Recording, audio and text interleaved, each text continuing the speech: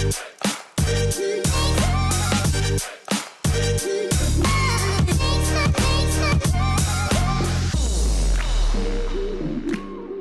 and welcome from me, Philip Northard and Curtis Hutchinson, to this special Motor Trade Radio podcast interview. Many thanks for joining us in this latest in our series of interviews themed around sharing insights and best practices across the car retailing community. Today, we're delighted to welcome to the podcast Steve Whitton, founder of Menable. Steve will be a familiar name and face to many listeners as a coach and a trainer and host of many industry events and awards. His career also includes a spell as a dealer principal running a Vauxhall showroom in North London. During the pandemic last summer, after suffering a personal meltdown, Steve launched Menable to raise the issue of nurturing mental health and well-being amongst men in the automotive sector. Since then, he's grown the movement and recently announced the appointment of Dash Gupta, CEO of Marshall Motors, as patron. So welcome to the Motor Trade Radio podcast, Steve. Thanks, Curtis. It's an absolute pleasure. Thanks for inviting me. Really pleased. Thank you. All right, so welcome to the podcast, Steve, and I think we all know each other fairly well, particularly in the social space, don't we? Over the many years of us being in that space. But again, big welcome to the podcast, and it's great to have you on. Yeah, no, thank you. I'm honoured to be invited. So thanks a lot. I mean, let's start off with can you start talking us through sort of what is Menable, and more importantly, what prompted you to create it, and who else is involved other than Dash, as Curtis has just mentioned? Yeah, well, as Curtis mentioned, last year, I think the pandemic brought a lot of things to the forefront for many people. What it did for me was gave me a time where, external factors meant business just all fell off a cliff completely. Things were being quite successful up to then, and in the background, some fairly deep personal stuff was coming to the fore as well. That included a fairly sort of major family breakup as well at the same time. Put all of that together, and I really descended very quickly into quite a dark, desolate place, really. And as your intro said, many people will know me from award ceremonies and events and conferences, and many people were surprised that there's this sort of jazz hands guy who's upbeat and positive, and suddenly going, hang on a minute, he wants to take himself off the planet, sort of thing, and that was a big surprise for a lot of people. But fortunately, in the circles that I'm in with coaches and counsellors, I was able to bounce my issues off a lot of very, very good friends, and really, I have to say, did get into a place of real despair and thought, I don't want to be a part of what's going on anymore. And many of them sort of talked me around and talked me out of it. And then one day it dawned on us that actually, I know for a fact I'm not the only man of a certain age who's been in the automotive industry all his life who has suffered with issues, has kept a lid on issues, kept it to himself, kept it secret, not talked about it, not been in an environment where it's okay to talk about it. And when I reached out with messages along those lines on LinkedIn and various other social media bits, I was absolutely blown away by the responses that I got. People coming back saying, wow, this has touched a nerve, this resonates with me. So we originally said, well, let's create a bit of a support framework for men in the automotive industry, hence the name Menable, to enable them to overcome some of those stereotypical kind of attitudes and behaviours that caused the type of behaviours that we see across the industry, and at the same time cause some of the mental health sort of issues that pop up. And that's where we went originally, with a whole bunch of coaches and friends of mine that are in the same sort of area. And what we realised very quickly when we went out there was that actually the issue is much, much bigger than that. And we were very keen from the beginning to say, no disrespect to anyone who's doing sort of mental health first aid or any of that kind of stuff, but what we really didn't want to do was go out with a typical motor trade approach, which is to throw some training at it, put everyone in a room, tick a box, say we've done that, and then sort of go back to how things were. And when we started having these conversations with various leaders around the industry, it just became fairly evident that, yeah, we really have touched a nerve here, particularly around culture. And so that's that. As you say, we've grown the movement. And Dash came on board very, very quickly. We had a lot of conversations, and he was 500% behind us, saying, yeah, this is absolutely the way to go. We've got to be looking at mental health. The industry is male dominated, so let's start that with men, but not exclusively.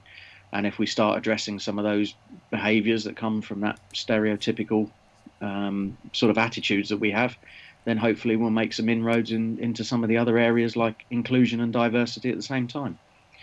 So I think does that answer your question? Solemn words, but a fantastic outcome from it. For what you've been through and what you've created is fantastic. So congratulations for it. I mean, you've done a fantastic thing. I do always just sort of say that, at that point I did realise probably around about August, September time that I had two paths I could follow. One was the path of despair, that would have seen me make an early exit, really, and the other one was a path of hope.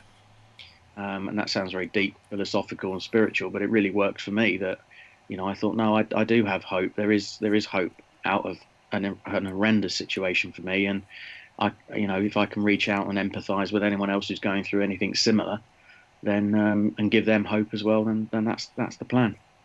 And Steve, I don't know if it's possible to quantify this, but how big an issue do you think mental health well-being is in the automotive sector, especially within car retailing, and also, do you think it has been exacerbated by the pandemic? Well, kind of in reverse. I definitely think everything's been exacerbated by the pandemic, really. I think it's given us an opportunity to sort of stop and slow down and think about where we're at and evaluate lives and what's going on. And of course, many people have been affected by it. Maybe they've lost loved ones as well. So the whole thing's been horrendous. But I think mental health and well-being issues have always been present in the automotive industry. I think we've typically had the way I describe it is the industry is geared up for diagnostic and fixing things.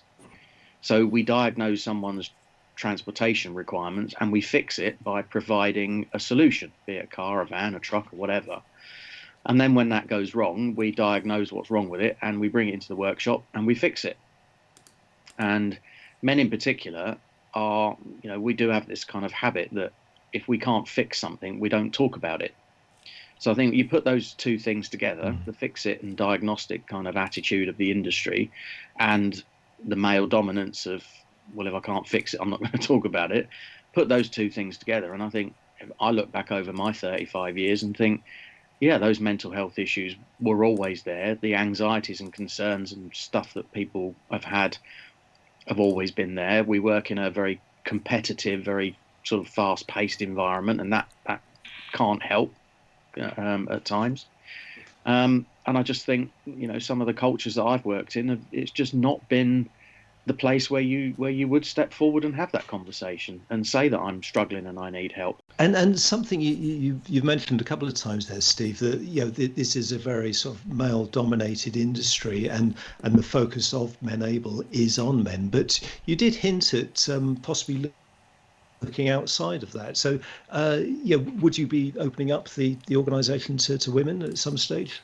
Yeah, absolutely. And it has been right from the word go, if I'm honest. I mean, I think the original idea was that we were going to be a support framework, to go around and help men in the industry, mainly because of the dominance of, the number of men that work across the sector. But what's become fairly evident is that actually the issue is much bigger and much wider. And of course, it's not to exclude women at all.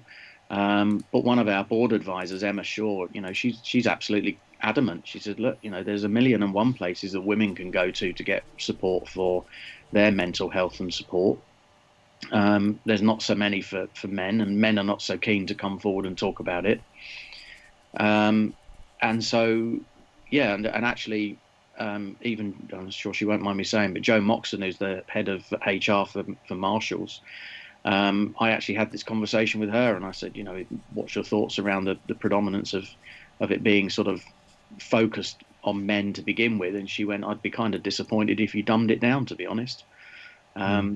So she said, because that is the audience that we need to get their attention, get them thinking, get them talking, and some of the behaviours that then transpire into causing issues across the piece for women, might also be addressed if we start with men first. But yeah, it's absolutely not exclusively for men. And of course, if women come forward and want help and support, we're providing that for them as well. And actually, 4 of our ambassadors are women, so we know very well that the issue is not just for us guys. Yeah. Yeah, definitely. And I mean, what do you think? I mean, in terms of what's going on within the automotive business, what are the key factors that the automotive sector needs to address to achieve what you describe as the wellbeing culture? Because I think where you're coming from with this is the culture, isn't it? This isn't about fixing a problem. This is about changing the culture of the problem. Yeah, it is. And I mean, I think, at the top level, you have the manufacturers producing cars, and the industry is geared up for mass production. And I think when you have that set up, then clearly you're going to need an outlet, and those outlets are going to get targets. And many businesses have got a lot of money invested, so they're going to want a return. And I think over the years, what we've seen is the pressure has just increased and increased and increased. And I know many young people, or well, not so much not just young people, lots of people in the industry working many hours to try and eke out a living in a fast-paced, competitive environment. And of course that feeds into the stereotypical behaviours of men. And I think we've got I boil it down to, we've got 3 issues in the industry. One is management. I think we have a legacy of really promoting for confidence, not competence. And that's a big generalization, I know. And I know there's a lot of companies that do some great work around management development. But we worked with one OEM a couple of years ago who actually said they've got 1,700 managers in their network who've never had any proper management development. They've been on the course of how to do an interview and how to hold a disciplinary conversation, but they've not done any management development that you would expect to see outside. I think the next issue is recruitment. I think we have an issue of recruiting the right people and getting them to stay, and putting in place the right methods to get the best talent into the industry. I think we do quite well, considering actually that we don't have that, but I think there's a lot more we could do. And as somebody who's run 3 fairly successful training businesses, the third element for me is training. And I think, I'd be so bold as to say that a lot of the training that we do in the industry doesn't work. It's very much about, achieving the objectives and the results that we need. And it really just sort of trains and develops on the tip of the iceberg. It doesn't get underneath and properly work on the character side of people and helping them develop their all-round skills. And I think, again, put all of that together. My evidence for that, by the way, is for many years running training courses and inspiring people, and at the end of the day having them say, when are our managers going on this? Because they're the ones who really need this development. Or opening up a training course with the words, what time's this over, mate? I've got one going out at 4. Which has typically said, well, do you really want to be here? How much do you value this training? Because it's not about your development. You're actually ticking a box or just attending because you've been told. Yeah. And I think, you put all of those issues together, and the amount of people I know who've been inspired on training courses and then gone back into an environment the following day where what they've learned is of very little benefit to them, because they just go back to doing things how they were doing it the day before they attended the training. Yeah, it's very much a tick box exercise. I've been on that course, thanks, move on. Yeah. We see it today with online courses and things like that. It's kind of, I've got to do it because I've been told I need to do it. So you rush through it, you get it done, you tick your box, and you get it out of your things to do and you move on, and it's more than that, isn't it? I think is the thing around well-being. Yeah. Well, I mean, I'll give you another example. We had a program that we ran for a manufacturer for managers or people who are aspiring to be a manager. And one of those people in an open conversation said, look, he said, I've actually got to a point now where this was early on in the course. He said, I don't actually ask my staff how they are anymore. He said, because I don't know how to deal with the answer. And we were like, wow, that's amazing. Well, so what if he said, I can deal with somebody coming back saying, yeah, I'm fine or I'm okay. But if they come back and say, no, I'm not okay and I really do need some help, he said, I haven't got the time in my day or the capacity or the understanding of how to deal with that. And Steve, following on from that, what would you say are the main barriers for automotive businesses, especially car dealers, for raising awareness of mental health and well-being? Because, as you say, it's something that we don't like to talk about, and when we do talk about it, we don't really know what to say. So, what are the main barriers there that you've identified? Well, I think one of the first areas is attitudes. I think actually I would also go as far as to say it's fear. I think there's a lot of fear is a major barrier, and part of that is because of the tendency that we have around, short-term objectives. The KPIs are very much about financial returns, and there's this sort of short-term reporting thing that goes on in the industry, and we've just ended the first quarter, and I still see notes and things on LinkedIn of people going, right, that was great, we did Q1 okay, now it all starts again. And I've been into many businesses before, and they've said to us, oh, you can't come near us near month end, and I go, what's going on with month end then? When was the last month end you had? And they went, a month ago. And you go, you've forgotten that already then, have you? Because you're now ploughing away towards another month end, almost like it's something you weren't expecting. And I think that's the kind of mindset that people like me who are consultants who can sort of sit back and laugh about it almost, because you think that doesn't happen in a lot of other industries. But how receptive are businesses when you actually point that out to them, that they're on this treadmill, they need to stand back, they need to look at what's actually going on in terms of the mental welfare of their employees?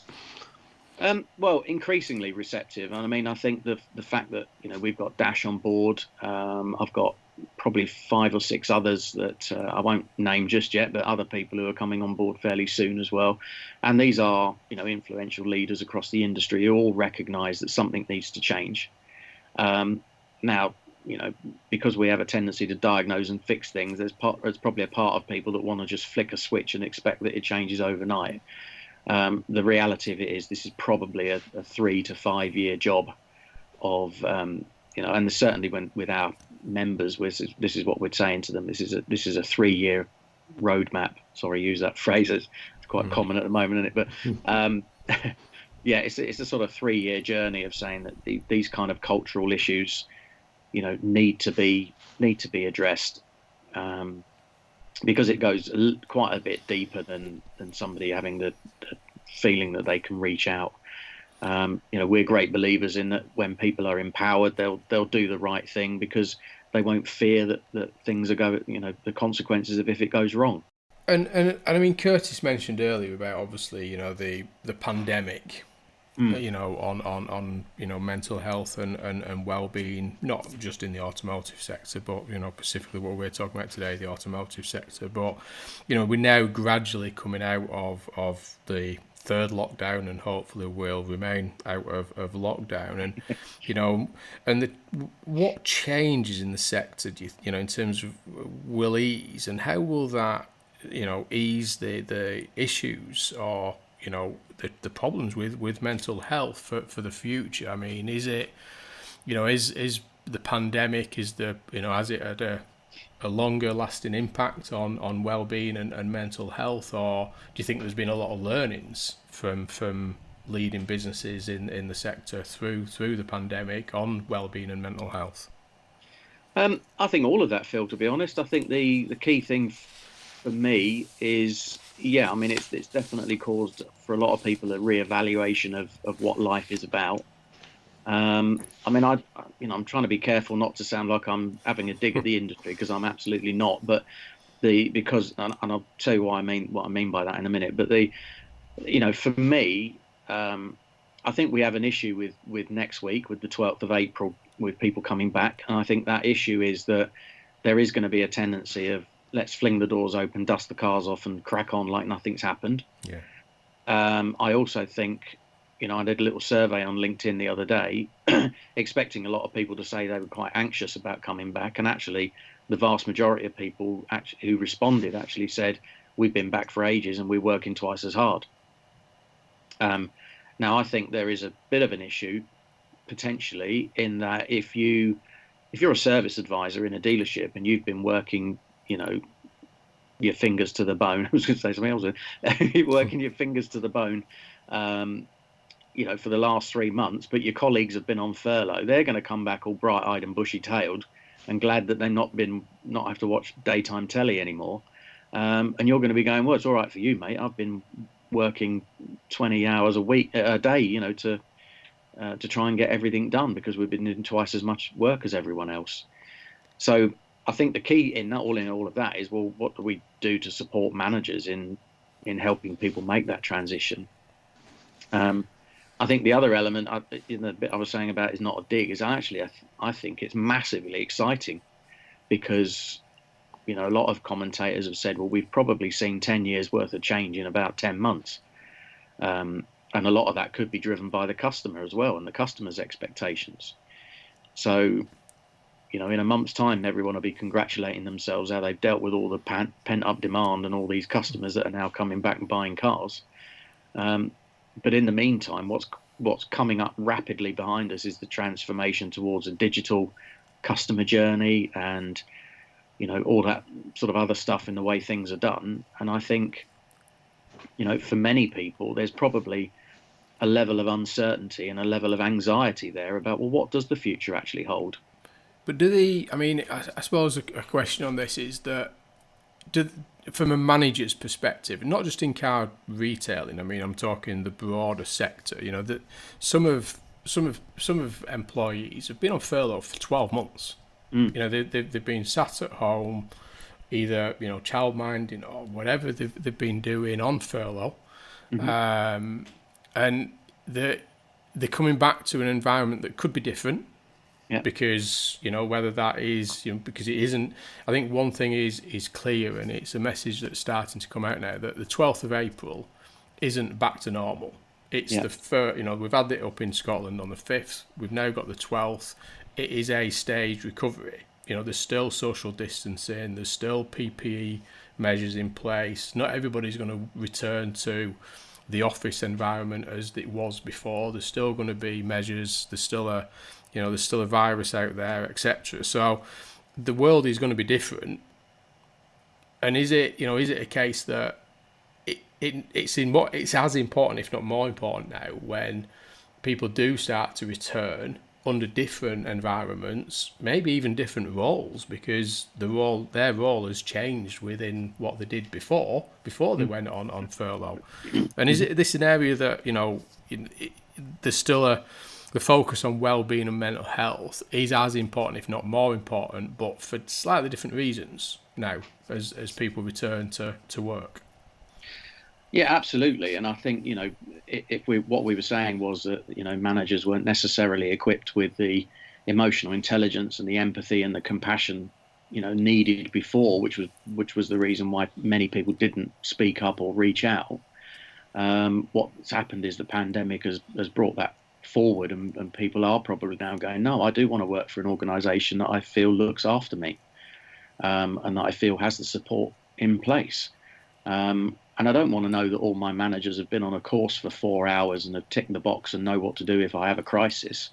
I want to know that I can actually go to my manager and say, I know I've got a target of 12 this month, but I'm only going to hit 9. Don't beat me up because I haven't hit the other 3. Actually support me and help me do better next month. And And I think for me, the conversations that I've been having with Dash and various others is that really boils down to, at the very top level, making it absolutely crystal clear what is the purpose of the business. And even the FCA, a couple of weeks ago, I saw a speech which I shared on LinkedIn. Even they started to say, purposeful businesses are the ones that can demonstrate their culture treats customers fairly. And I thought, wow, even they're jumping on the bandwagon. That this is about people at the top of organizations saying, this is the purpose of our business, and then including everyone in that, engaging them in that, in communicating with them with that, so that people feel that they're not just there to hit numbers, hit targets, make money, but they're actually part of something that's got some purpose. And following on from that, Steve, and final question for you: what's next for you and Menable, and how can listeners actually get in touch and get involved with what you're doing? Yeah, well, yeah. I mean, we from the very beginning. I think you asked me earlier, and I don't think I quite answered what you was asking about who else is involved. There's a whole bunch of coaches and a panel of counsellors and therapists involved as well. Over the next week or so, we'll be talking a little bit more about how we're going to work closely with Ben as well. So the reality of it is that Menable is very much moving towards this sort of cultural development movement that makes health and well-being the prime goal of a lot of these businesses in order to achieve the results that they want. And we're evolving this every day. And I said right from the beginning, it's the first time I've ever been involved in anything that hasn't started with a business plan, a spreadsheet, or a whole bunch of targets. And my board advisors have actually been saying to me, you might want to address that, Steve, because that's not really the best way to go forward. And so over the holiday weekend, we have actually got a business plan now, which people will be relieved to hear. And looking at that, and it has done the job of giving us a kind of North Star guiding light as to where we're going. And we want to engage. Well, it sounds really glib, but I mean it. We want to engage the entire industry and just say to them, look, health and well-being, if positive employee outcomes equal positive customer outcomes, which equal positive business outcomes, full stop.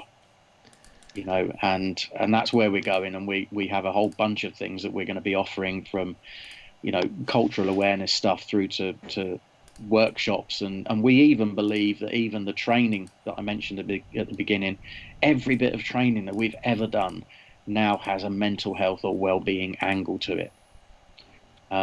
As a very good small example, it's not going to be long after the 12th that dealerships are going to get their people sat on the phones, get some pizzas in, and start doing prospecting in the evenings. Now, from experience and having looked at this area of mental health, the reason why a lot of salespeople don't like doing prospecting has got nothing to do with being lazy. It actually could be something to do more with their anxiety, their concerns, their feeling of low self-esteem. What happens if I ring a customer and he tells me to clear off? All of that kind of stuff comes in. And so, lo and behold, there you have a mental health angle to something as traditional as prospecting. So we're going to put ourselves in the way of working with organizations who, want to go with us and say, yeah, actually, this is right. This is the direction we need to go, and all follow that North Star together, hopefully. And anyone listening to this podcast, how can they get in touch with you, Steve? What's the best way? Yeah, well, on the website, which is action@menable.org, there is actually there's a submission form on there, so they can get in touch directly through that, or they can book an actual sort of 30-minute appointment to have a chat with me if they want. Of course, it would be longer than that if they want more time. Or if anyone's on LinkedIn, you guys will know that I'm all over LinkedIn like a rash. So you can connect up with me on there, which is Stephen J. Whitton. So I use the full name. It's Stephen with a PH, J. Whitton. And those are the best ways of getting in touch.